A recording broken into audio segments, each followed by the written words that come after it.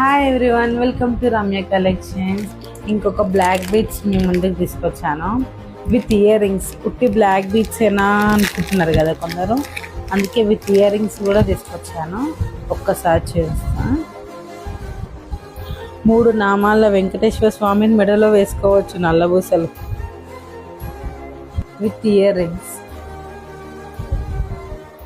కావాల్సిన వాళ్ళు డిఎన్ చేయండి, నేను అమౌంట్ అనేది మెన్షన్ చేస్తాను. ప్రతి దాంట్లో అమౌంట్ రివీల్ చేస్తే ఆ పేజ్లో ఇంత, ఈ పేజ్లో ఇంత అంటున్నారు.